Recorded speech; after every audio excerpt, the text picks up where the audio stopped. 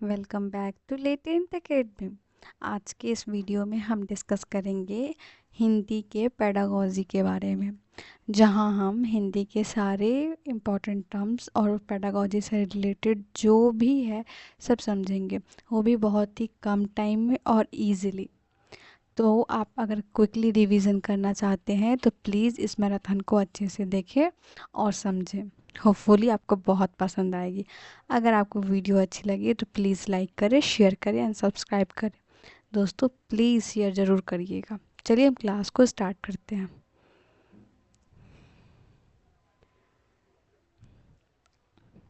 सबसे पहले हम यहाँ पे बात करेंगे एक इम्पॉर्टेंट टर्म की, जो कि है संप्रेषणात्मक भाषा शिक्षण। इसके बारे में ये होता क्या है, इसको हम सबसे पहले समझने की कोशिश करते हैं कि संप्रेषणात्मक भाषा शिक्षण है क्या। भाषा शिक्षण की एक विधि है जिसका मकसद होता है छात्रों को संप्रेषण की क्षमता देना।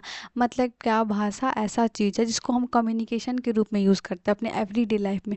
तो सबसे पहले लैंग्वेज का मतलब क्या होता है कि बच्चे को उससे बात करने के लिए एक तरह का उम्मीद होता है, क्षमता होता है उसको प्रोवाइड कराना।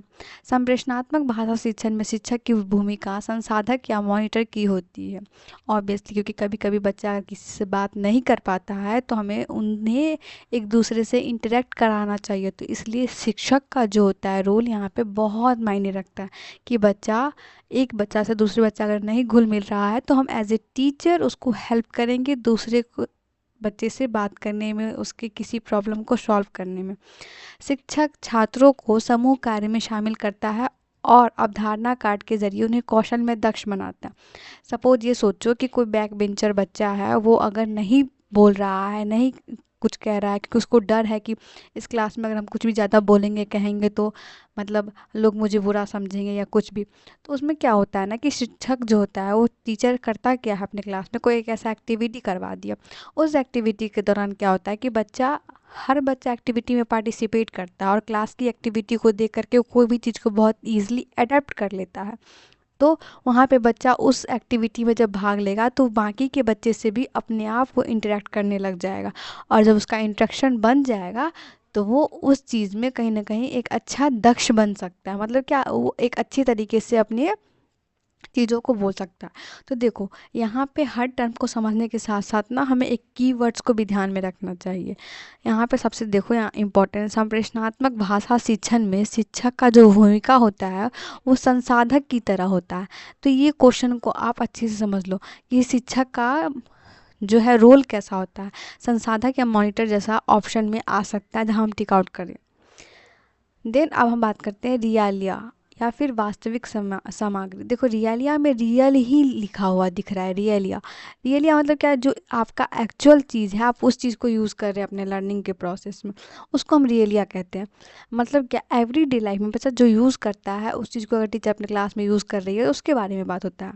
अधिगम को सहज बनाने के लिए जब वास्तविक वस्तुओं की मदद ली जाती है तो उन इस विक्रिया विधि को वास्तविक सामग्री उपगम कहते हैं। मतलब क्या, कोई भी चीज़, जैसे मैंने भी बताया कि डेली लाइफ में जैसे कोई भी चीज़ यूज़ होता है उसको हम क्लास में लेके आते हैं और बच्चे को समझाने की कोशिश करते हैं, तो बच्चा उसको एज ए वेरी क्यूरियोसिटी वाले नज़रिए से देखता है और सीखने की कोशिश करता है। वास्तविक सामग्री सहायक दृश्य साधन है। अगर बच्चा कोई चीज़ को सामने से देखेगा तो उस चीज़ पे इंटरेक्ट करने के लिए बहुत ज़्यादा उत्सुक रहेगा, उस चीज़ को समझने के लिए उत्सुक रहेगा। श्रवण गतिविधि के लिए शिक्षार्थियों को मानस मंथन करने के मौके हेतु देनु, खिलौने, चित्रकारी जैसे वस्तुओं का प्रयोग। अगर जब हम रियलिया वाले टर्म को यूज़ कर रहे हैं तो रियलिया में क्या होता है, देखो, बच्चे को अगर हम कोई स्पेसिफिकली कुछ भी दे रहे हैं तो उसको हम बोलेंगे ना, बताओ अब अगर हम अपने किसी एक्टिविटी में गोल गोल पैसे का यूज़ कर रहे हैं कि पैसा ऐसा होता है, तो बच्चा क्या चाहेगा ना कि मैम मेरे घर में भी मेरे पापा के पास ऐसे ये पैसा था, ये था, वो था। तो बच्चा क्या कर रहा है, उसको अपने घर से, अपने होम से कनेक्ट करके बता रहा है ना कि मैम मैंने भी देखा, मेरी मम्मी ने भी ऐसे किया वैसे किया। अगर जस्ट लाइक हम स्पून का यूज़ करें तो वो बोलेगा मैम मेरे पास स्पून है, ये है, वो है। बच्चा उस चीज़ में, देखो, रियल वर्ल्ड से कनेक्ट करने पे बच्चा ज़्यादा बोलता है, ज़्यादा सीखता है, ज़्यादा उस चीज़ को एक्सप्रेस करता है। और यही तो मकसद होता है लैंग्वेज में, किसी भी सब्जेक्ट में बच्चे को उसके अपने थॉट्स को एक्सप्रेस करवाने के लिए। देन नेक्स्ट देखते हैं निपुण भारत योजना। देखो दोस्तों, ये बहुत ही इंपॉर्टेंट टर्म है, निपुण भारत योजना।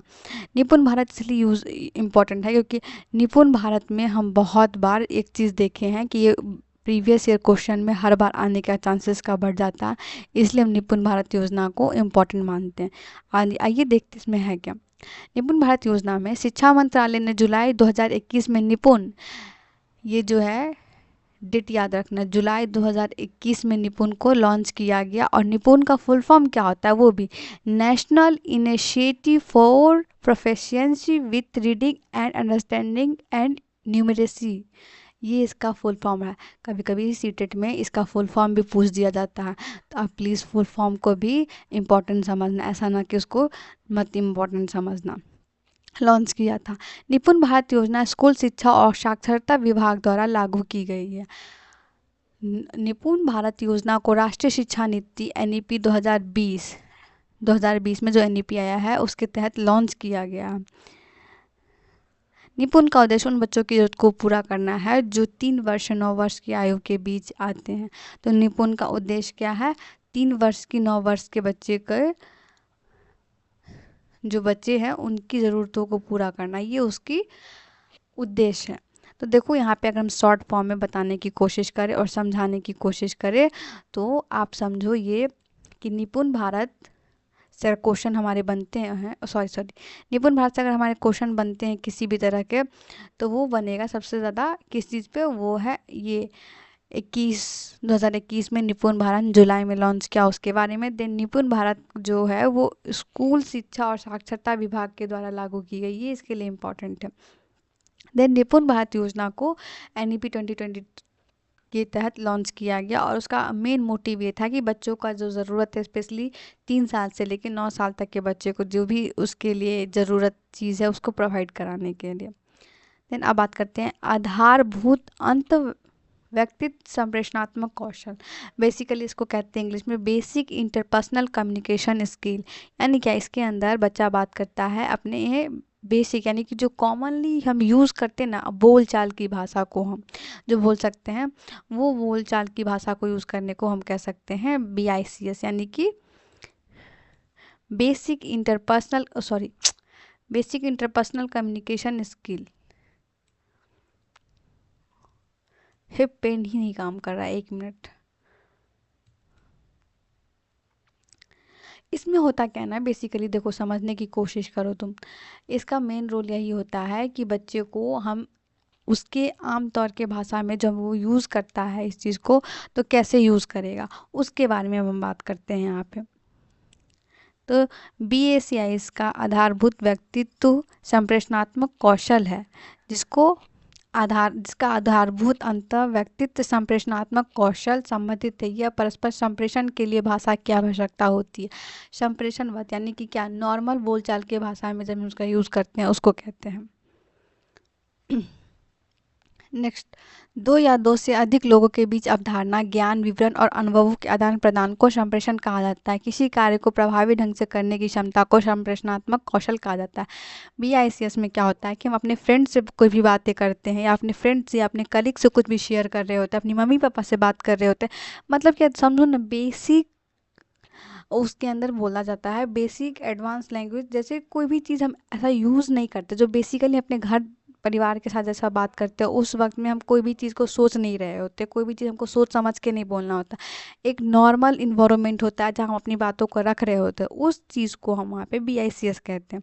नेक्स्ट यहाँ पे हम बात करेंगे काल्प के बारे में। काल्प का फुल फॉर्म भी बहुत इंपॉर्टेंट है, कॉग्निटिवली एडवांस्ड लैंग्वेज प्रोफिशिएंसी, यानी कि संज्ञानात्मक प्रगत भाषा प्रवीणता।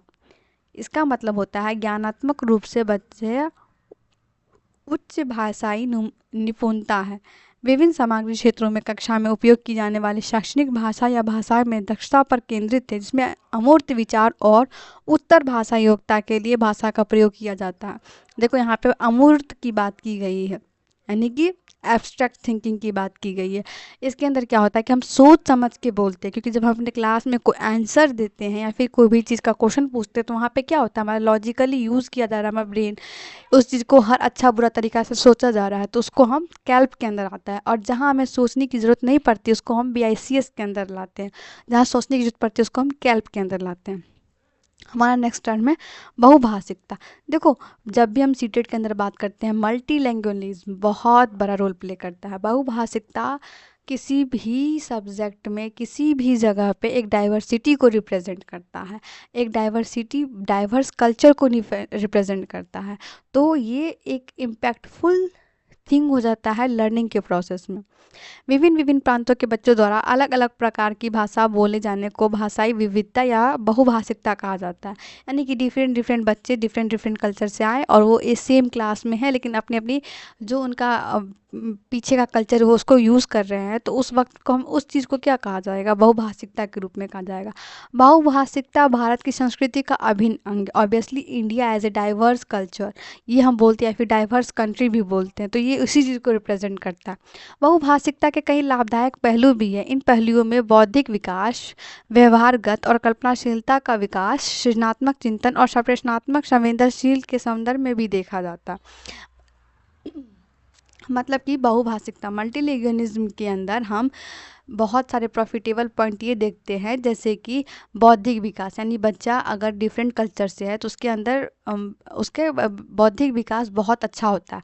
बिहेवियरल चेंजेस उसके अंदर आता है। देन उसके अंदर कल्पनाशीलता का विकास भी होता है। सृजनात्मक क्रिटिकल थिंकिंग भी उसके अंदर बढ़ता है, क्योंकि बच्चा उस चीज़ को देखता है, और संप्रेषणात्मक संवेदनशीलता भी बढ़ता है। तो देखो यहाँ फ़ायदे इतना सारा हो गया बहुभाषिकता के अंदर। सपोज़ कोई एक नया बच्चा आया आपके क्लास में, जो अगर आप रह रहे हो यूपी बिहार में, या फिर आप नॉर्मल एक इंटीरियर इलाका में रह रहे हो, पर वहाँ पे सम हाउ रीज़न कोई बच्चा आता है पंजाब से, तो उसकी जो लैंग्वेज होगी, उसकी जो मदर टंग होगी, वो आपके साथ मैच नहीं कर रही होगी। लेकिन जब वो आपके साथ आपके क्लास में पढ़ रहा होगा, तब आप उससे बहुत कुछ सीख रहे होंगे, उससे उसका बिहेवियर भी सीख रहे होंगे, उसके थ्रू उसके बातचीत के दौरान पंजाब के कल्चर के बारे में भी समझ रहे होंगे। तो देखो वहाँ पे अगर आप उसके बातचीत में जब वो पंजाब के कल्चर की बात समझ रहे हो, तो वहाँ क्या कर रहे हो, आप अपना कल्पना ही कर रहे हो, तो आपका कल्पनाशीलता का विकास हो रहा है, आपका व्यवहार का विकास हो रहा है। उसके साथ साथ जब अगर ये सारा डेवलप होता है, तो आप उस चीज़ के बारे में सोचोगे, विचार करोगे, तो वहाँ पे आपका सृजनात्मक चिंतन भी बढ़ता है। और देन फिर आप उससे बात करने की कोशिश करोगे, तो वहाँ पे आपका संप्रेषणात्मक संवेदनशीलता भी बढ़ा। तो हो गया ना सारा इंटरलिंक्ड एक दूसरे से। नेक्स्ट हम पढ़ते हैं निवेश समृद्ध परिवेश। निवेश समृद्ध परिवेश में क्या होता है? निवेश समृद्ध परिवेश से आशय ऐसे वातावरण से है जहाँ बच्चे को अपने इर्द गिर्द चित्र, विज्ञापन, होर्डिंग्स, कैलेंडर, बाल साहित्य, सूचियाँ आदि देखने के पढ़ने के अवसर मिलते हैं।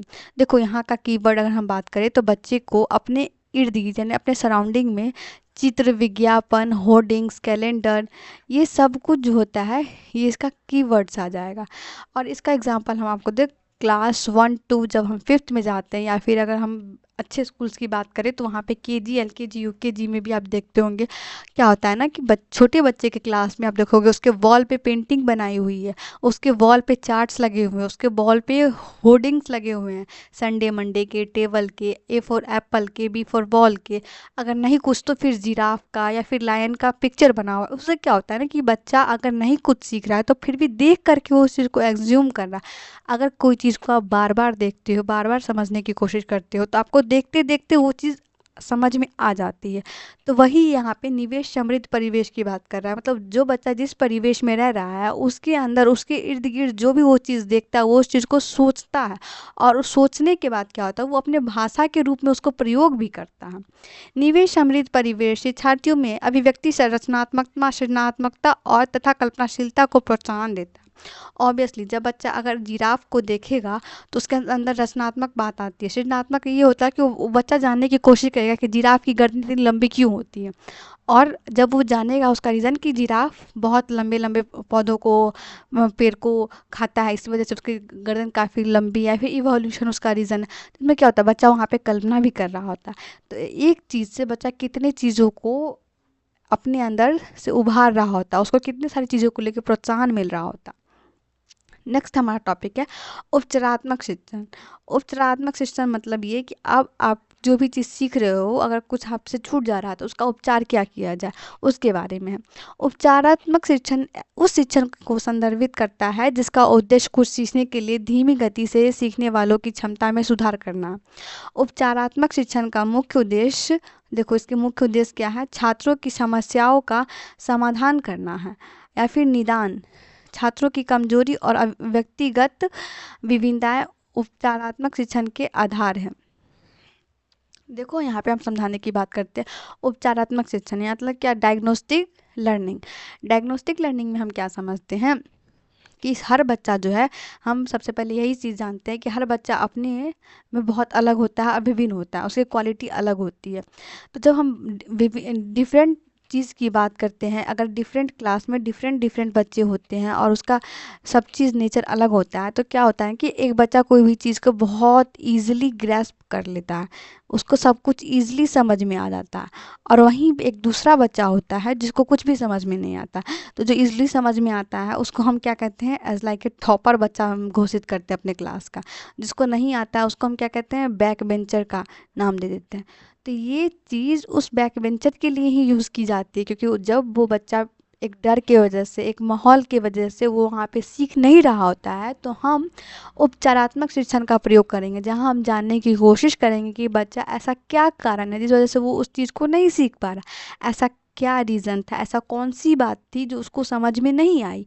उस चीज़ को हम यूज़ करेंगे अपने लर्निंग के प्रोसेस में, तो उसको हम कहेंगे उपचारात्मक शिक्षण।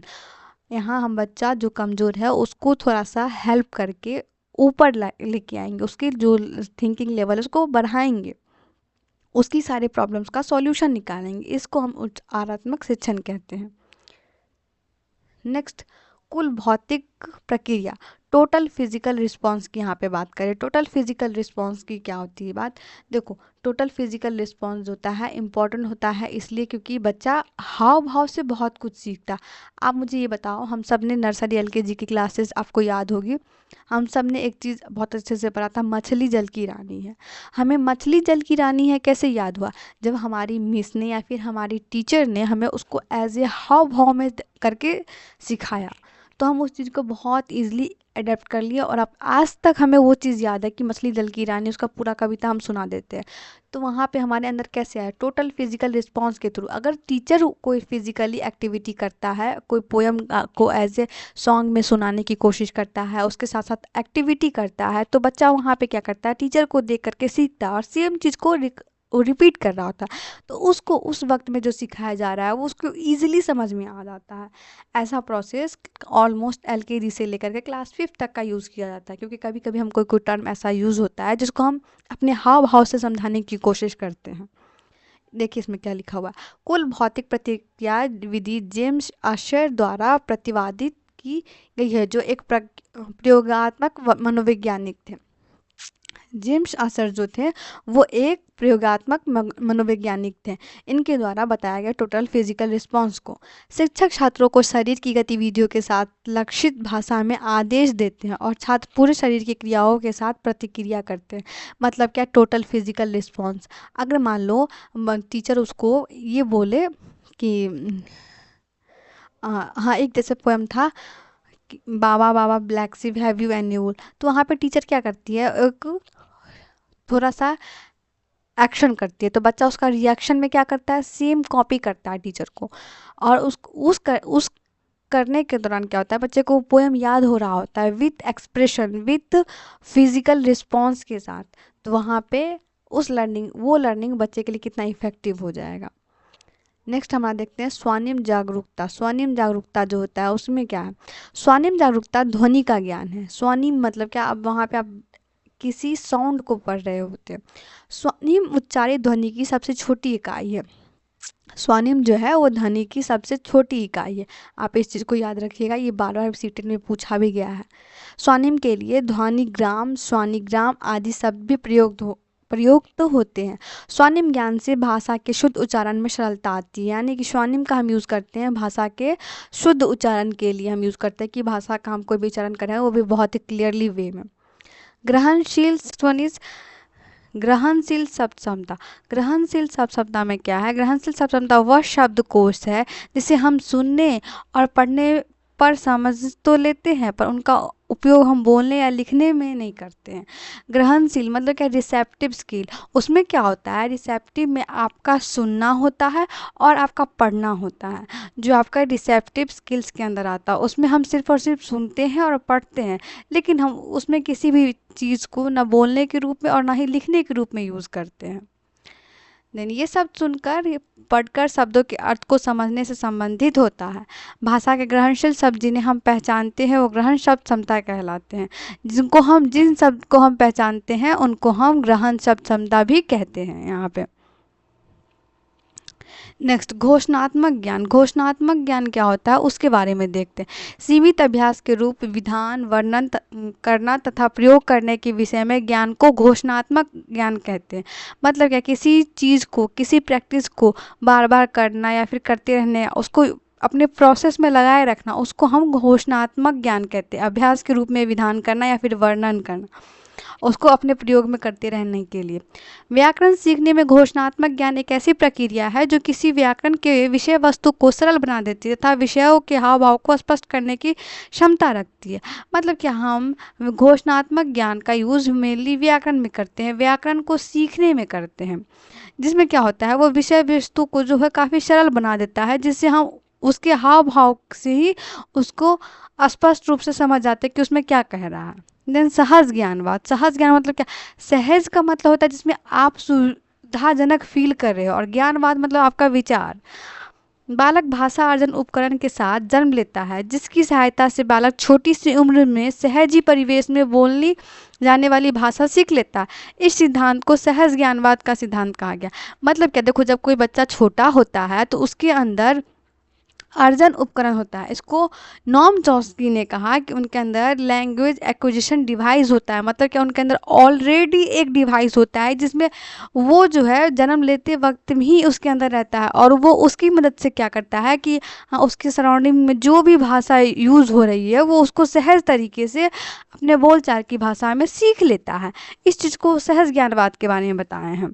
इससे क्या होता है, जैसे कि हम इसका एग्जाम्पल के रूप में आपको समझाने की कोशिश करें। देखो कई बार हम लोगों ने अपने छोटे छोटे उम्र में देखा है कि हमारे जो छोटे भाई बहन हैं, हम उनको कहते हैं कि इनके सामने में कोई भी अपशब्द मत बोलो, क्योंकि ये बच्चे ईजिली उस वर्ड को ग्रैस्प कर लेते हैं। कभी भी उनके सामने गाली मत बोलो, किसी को अनादर मत करो, क्योंकि तुम्हारे हाव भाव से, तुम्हारे किए गए प्रक्रिया से उस बच्चे के ऊपर इम्पैक्ट पड़ेगा और वो बच्चा भी सेम कंडीशन में सेम चीज़ करने लग जाएगा। इसके लिए हम कहते हैं कि हम अपने बच्चे के सामने एक अच्छा रिप्रेजेंटेटिव के रूप में रहना चाहिए, क्योंकि बच्चे को हमें उसी तरीके से बनाना है। इसके लिए तो ये सहज ज्ञानवाद का उदाहरण हुआ। दूसरा देखते हैं भाषा संगम। भाषा संगम होता क्या, यह 22 भारतीय भाषा यानी कि 8वीं अनुसूची की भाषा। जब हम पॉलिटी पढ़ते हैं उसमें हम कॉन्स्टिट्यूशनल अमेंडमेंट सब पढ़ते हैं और बहुत सारे शेड्यूल्स पढ़ते हैं। उसके अंदर हमने देखा कि 8वां शेड्यूल जो है उसके अंदर बात किया गया है 22 भारतीय भाषाओं के बारे में, जो कि हम भारत में प्रयोग करते हैं। के दैनिक उपयोग में आने वाले बुनियादी वाक्य सीखने के लिए एक भारत श्रेष्ठ भारत के हित शिक्षा मंत्रालय की पहल है। मतलब क्या, ये जो है एक भाषा संघ, उसको 22 भाषा को यूज़ किया गया, क्योंकि एक भारत और श्रेष्ठ भारत का हमें एक टाइटल था, उसको यूज़ करना था। इसे राष्ट्रीय शैक्षिक अनुसंधान परिषद यानी कि NCERT के थ्रू उसका विकसित किया गया। यह दीक्षा ई पाठशाला और 22 पुस्तकों के माध्यम से उपलब्ध।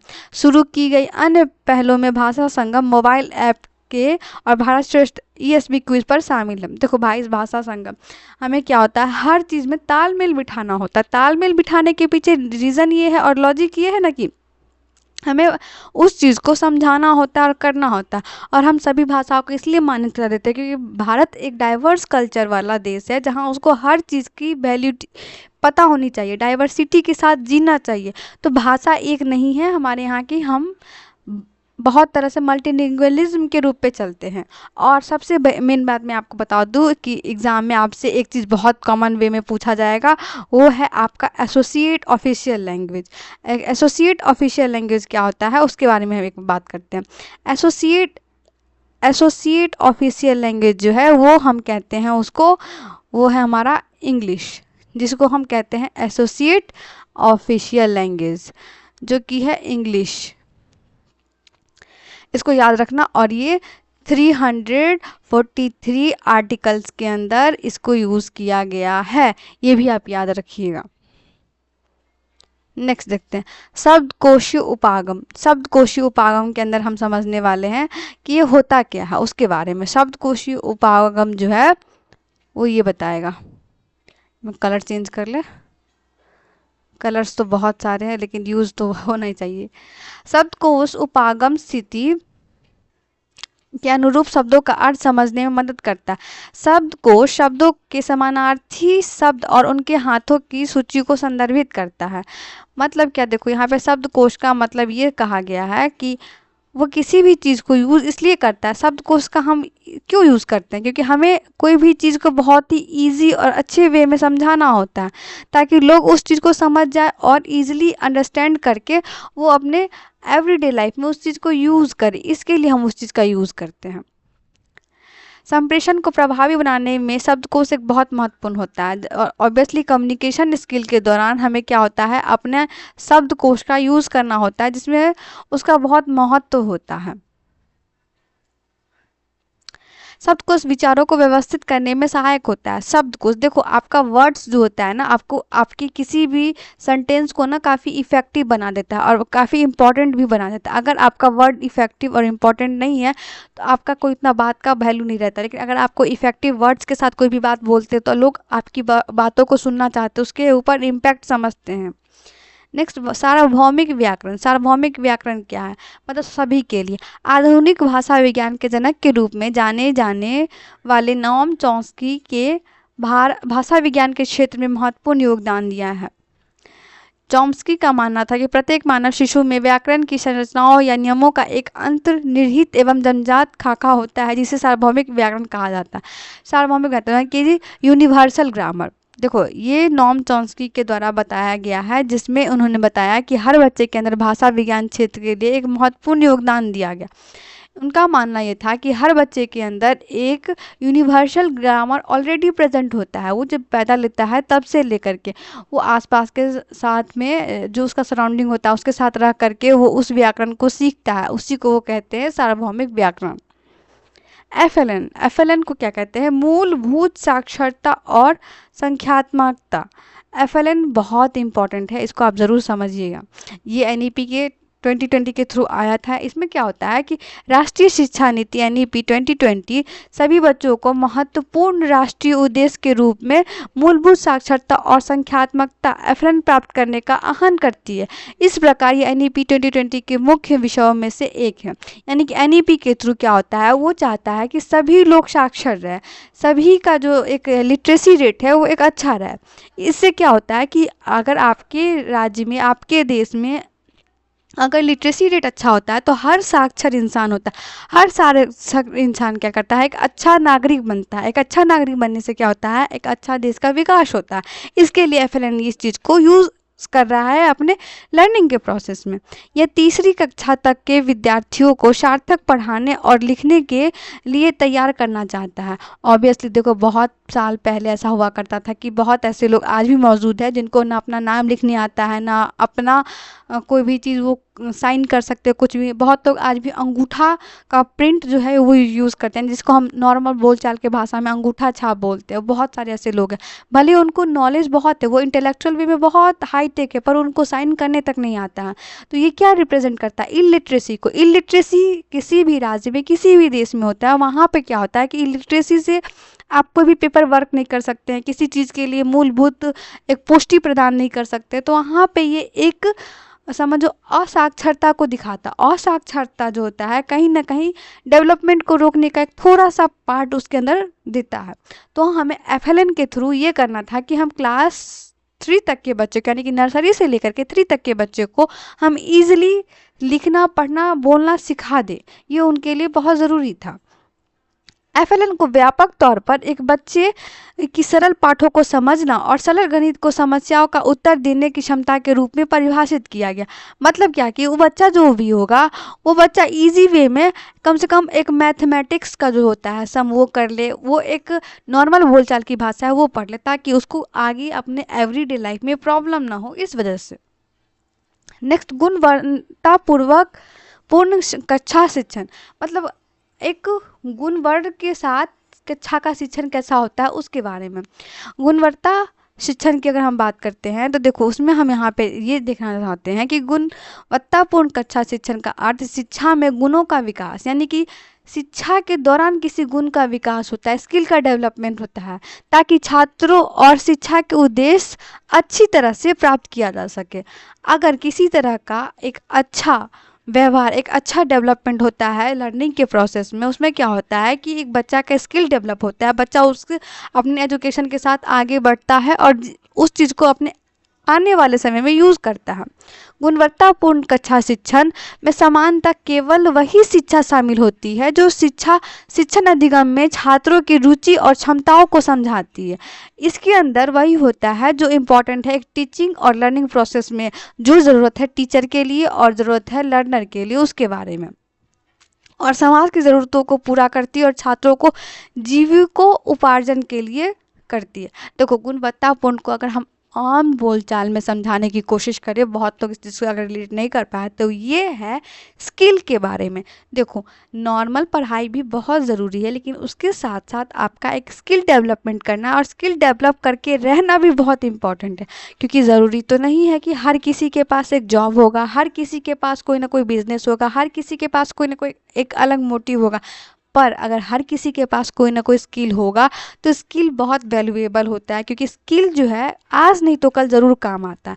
तो यहाँ पे सरकार का ये कहना रहता है या फिर हमारी गवर्नमेंट ये कहना चाहती है कि हमें अपने लर्निंग प्रोसेस के दौरान बच्चों को पढ़ाना तो है ही साथ में उनको थोड़ा सा डेवलप करने के लिए कोई एक ऐसा स्किल सिखाना है जिससे बच्चे अपने एवरीडे लाइफ में यूज़ कर सकते, नॉट ओनली टुडे, मतलब टुमारो के लिए भी उसके लिए वो हेल्पफुल हो जाएगा। जैसे कि सपोज़ अगर कोई बच्चा पढ़ रहा है रेगुलर में, तो वो अगर कंप्यूटर का HTML MS एक्सेल अच्छे से सीख लेता है तो उससे क्या होता है कि कल के डेट में अगर वो कुछ नहीं भी करता पर उसे MS एक्सेल की काम या फिर उसके बारे में नॉलेज है या फिर HTML का नॉलेज है, तो कहीं भी रह करके एज ए रिसेप्शनिस्ट काम कर सकता है। कोई एक क्रिएटिव माइंडसेट से कुछ भी रिप्रेजेंट कर सकता है तो उसका वहाँ पे वैल्यू हो जाएगा और उसके लिए वो एक हेल्पफुल हो जाएगा, वो उसके अंदर एक स्किल के लिए रूप में भी आ जाएगा। तो इसी चीज़ को रिप्रेजेंट कर रही है हमारी गवर्नमेंट। नेक्स्ट हम बात कर रहे हैं ट्रांसलैंग्वेज। ट्रांसलैंग्वेज क्या होता है? भाषा अनुवाद। एक कक्षा में एक से अधिक भाषाओं का उपयोग करने की एक शैक्षणिक प्रक्रिया को संदर्भित करता है। मतलब क्या? ट्रांसलैंग्वेजिज्म आपको सिर्फ और सिर्फ एक ट्रांसलेशन की बात करो, जैसे कि किसी एक कक्षा में एक से ज़्यादा बोले जाने वाली भाषाओं का अगर हम उपयोग करते हैं, उस शैक्षणिक प्रक्रिया को हम क्या कहते हैं? ट्रांसलैंग्वेज। ट्रांसलैंग्वेज जो होता है वो बहुत ही लचीला होता है, बहुभाषावाद का ये एग्जाम्पल है। भाषा अनुवाद यानी कि ट्रांसलैंग्वेज को हम एक तरह से ये भी कह सकते हैं द्वारा शिक्षार्थियों को विषय वस्तु और भाषाएं सिखाने के लिए उनकी भाषाओं का प्रयोग करना सिखाया जाता है। ट्रांसलैंग्वेज में क्या होता है? देखो मदर टंग, आप अगर नहीं समझ पा रहे हो तो आप मदर टंग समझो। मदर टंग में हमने क्या समझा कि अगर किसी भी स्टूडेंट का मदर टंग लैंग्वेज जो होता है वो अगर हम अपने लर्निंग प्रोसेस में यूज़ करते हैं तो बच्चा बहुत हर चीज़ को बहुत ईजिली अडेप्ट करता है, सीख लेता है। वही चीज़ ट्रांसलैंग्वेज में है कि बच्चा वहाँ पे सीखता है, समझता है और बूझता है कि भाई हाँ उसको आगे क्या करना है और कैसे करना है, इस बारे में। नेक्स्ट देखते हैं उधर्वगामी उपागम यानी कि बॉटम अप अप्रोच। देखो हर बार के सीटेट में एक क्वेश्चन बॉटम अप और टॉप डाउन से आता ही आता है। बॉटम अप जो होता है वो क्या बताता है? सरल से जटिल की ओर। मतलब क्या? कोई एक छोटा सा एग्जाम्पल दे करके एक बड़ा प्रॉब्लम को सॉल्व कराना। सपोज़ मैं आपको समझाने की कोशिश करूँ कि जैसे कि अगर किसी बच्चे को कोई चीज़ समझ में नहीं आ रहा है तो हम उसको समझाएंगे कि बेटा ये जो एक बहुत छोटा छोटा चीज़ है, ये छोटा छोटा चीज़ आपस में कंबाइन करता है तब जा कर के ये बहुत बड़ा चीज़ बनता है। इस चीज़ को क्या कहते हैं? सरल से जटिल। मतलब कि एक छोटे छोटे दो पॉइंट्स को कनेक्ट करके एक बड़ा पॉइंट के बारे में बताना, ये हो गया बॉटम अप अप्रोच के बारे में। और टॉप टू डाउन में क्या होता है? बड़े चीज़ से छोटे छोटे चीज़ को यूज़ करना, यानी कि जिसमें जटिल यानी कि कोई बहुत बड़ा चीज़ होता है उसको छोटे छोटे पार्ट्स में तोड़ना, इसको कहते हैं टॉप डाउन प्रोसेस। यानी देखो इसमें क्या होता है, ऊपर से नीचे आ रहा है, यानी कि टॉप से ये डाउन की तरफ आ रहा है, तो टॉप डाउन प्रोसेस।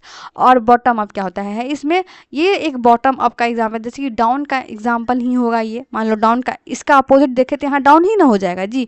डाउन की जगह पे हम क्या लिख सकते हैं, बॉटम, एक अलग सेंटेंस में। और अप मतलब उससे ऊपर उठने वाली, तो इसको हम अप के रूप में भी यूज़ कर सकते हैं। तो यही हो जाएगा बॉटम अप और ये हो जाएगा टॉप डाउन। आओ हम इसको अच्छे से समझते हैं कि इसमें क्या है।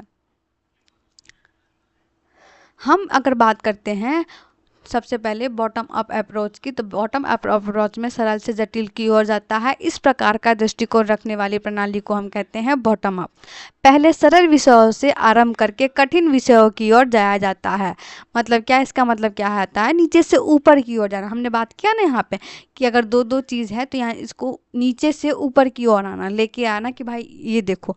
मान लो अगर हम बच्चे को कोई चीज़ समझाने की कोशिश कर रहे हैं पर वो समझ नहीं पा रहा है, तो उसको छोटे छोटे एग्जांपल्स देंगे कि बच्चा देखो ऐसे ऐसे ऐसे होता है, फाइनली रिजल्ट ये आता है। तो क्या होता है, हम छोटे छोटे पॉइंट्स को कनेक्ट करके उसको एक बड़ा सा पॉइंट समझा रहे हैं, उसके बारे में हम अधोगामी प्रक्रिया में, यानी कि टॉप डाउन प्रोसेस। अधोगामी प्रक्रिया में क्या है, टॉप डाउन के बारे में, उसके बारे में हम देखते हैं यहाँ पे, जिसमें ऊपर से नीचे की प्रवृत्ति समाविष्ट होती है, अर्थात जटिल से सरल की ओर। मतलब क्या, जिसमें क्या होता है, कॉम्प्लेक्स टॉपिक, आपको ऐसा रैंडम सा बहुत ही भारी भरकम हम वर्ड यूज़ कर दे बच्चों के बीच में, और अब हम उसको समझाने की कोशिश करने लग जाए, ये उस चीज़ को कहता है। इसके नियमों में सर्वप्रथम वाक्य, फिर पद, उसके बाद पादांश और अंत में वर्ण आते हैं।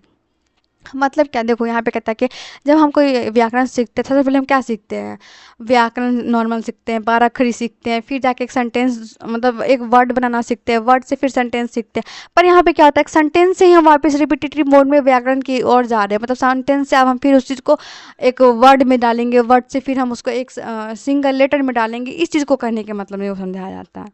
नेक्स्ट देखिए, बोधगम्य निवेश। बोधगम्य निवेश क्या होता है उसके बारे में। बोधगम्य निवेश समझ विकसित करने के लिए उपयोग में लाई जाने वाली विभिन्न प्रकार की सामग्री को बोधगम्य निवेश कहते हैं। बोधगम्य निवेश परिकल्पना की को प्राकृतिक और कम परिकल्पना के संदर्भ में पुनः स्थापित किया जा सकता है। उदाहरण के लिए यदि हम एक रेखीय 1 2 3 के भाषा में नियमों का प्राप्त करते हैं, तो ऐसे ऐसे देखो इसमें क्या होता है, बोधगम्य निवेश। हम इसको समझाने के लिए अगर आपको हम एक उदाहरण के रूप में बात करते हैं, तो इसमें क्या होता है, इसके दौरान क्या होता है कि टीचर क्या करता है, सबसे पहले बच्चे को ये सिखाता है कि वो बच्चा जो है एक लेवल यहाँ तक समझ जाए कोई भी चीज़। अगर समझो हम उसको कुछ एक्स शब्द समझा रहे हैं, एक्स मतलब एक्स ही समझना, कुछ दूसरी वाली एक्स मत समझना, एक्स शब्द अगर हम समझा रहे हैं, तो टीचर क्या चाहता है कि उसको एक ऐसा और बिल्डअप कर दे जो वो वहाँ पे वो इससे ज़्यादा और सीख जाए, यानी कि वो इसको एक्स प्लस आई के रूप में फॉर्म में चाहता है। तो टीचर यहाँ से ले जा कर के उसको एक एक्स प्लस आई के फॉर्म में समझाने की कोशिश करता है, वो उसका समझ डेवलप करने की कोशिश करता है। इसमें क्या होता है कि इस प्रोसेस को जब हम यूज़ करते हैं अपने स्टडिंग में या फिर अपने लर्निंग टीचिंग लर्निंग के प्रोसेस में, तो उस चीज़ को क्या कहेगा, बोधगम्य निवेश के बारे में। अब हम नेक्स्ट देखते हैं निष्क्रिय शब्दावली के बारे में। निष्क्रिय शब्दावली क्या है, अरे यार गलत पेन ही हो जाता है।